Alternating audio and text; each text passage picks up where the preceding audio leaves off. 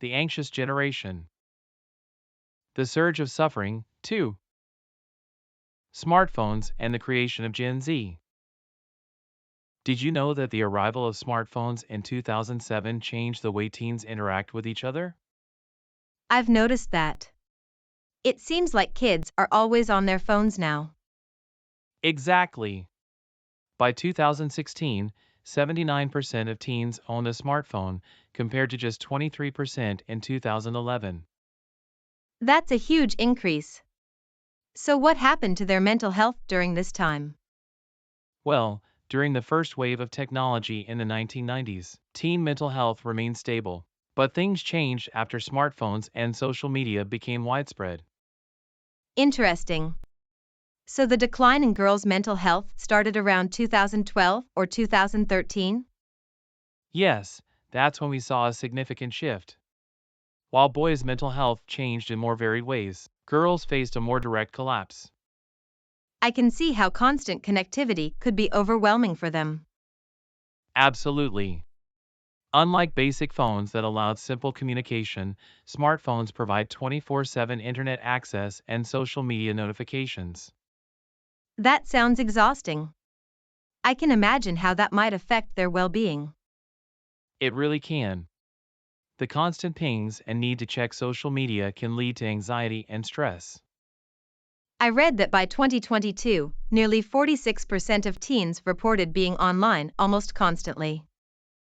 That's a significant increase from just 1 in 4 teens in 2015.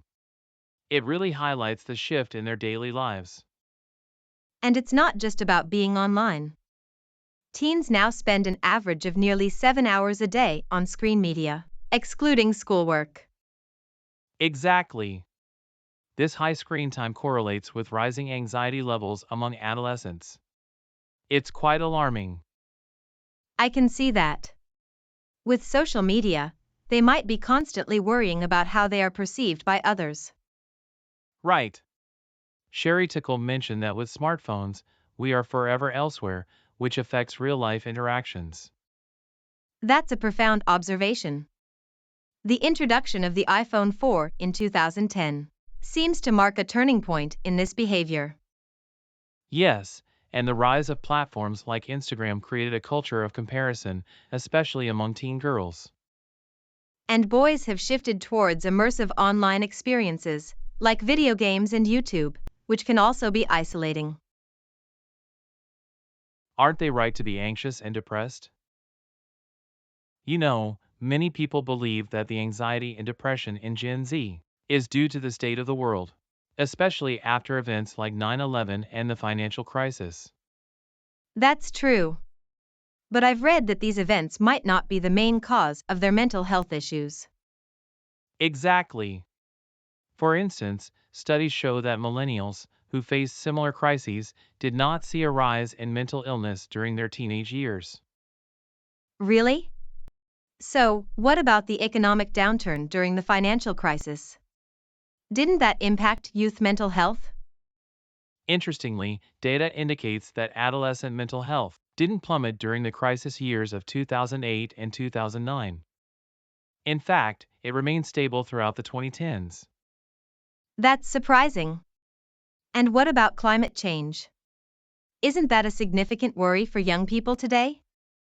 Yes, climate change is a legitimate concern, but historically, threats to a generation don't typically lead to increased mental illness. People often rally together instead. So, it seems like isolation and loneliness might play a bigger role in their anxiety? Absolutely.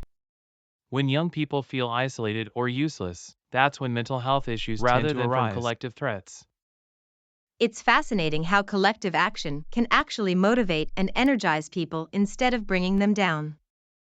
Right. Collective experiences, like political movements, often lead to increased trust and cooperation among peers, which can be uplifting. All over the Anglosphere. It's interesting to see how American adolescents' mental health trends compare with those in other countries. Really? How do they compare, especially with countries like Canada or the UK? Well, Despite Canada sharing much of its culture with the US, it has seen a similar decline in mental health among adolescents since the early 2010s. That's surprising. What about their economic situation? I thought they were better off.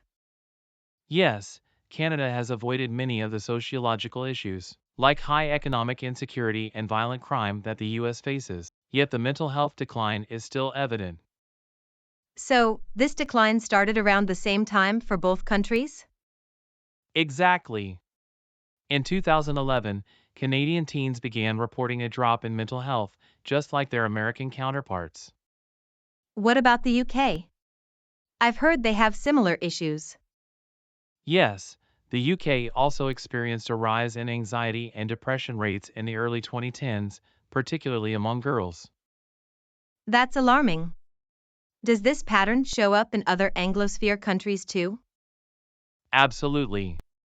Countries like Ireland, New Zealand, and Australia have reported similar trends, especially in psychiatric emergencies for teens. The rest of the world.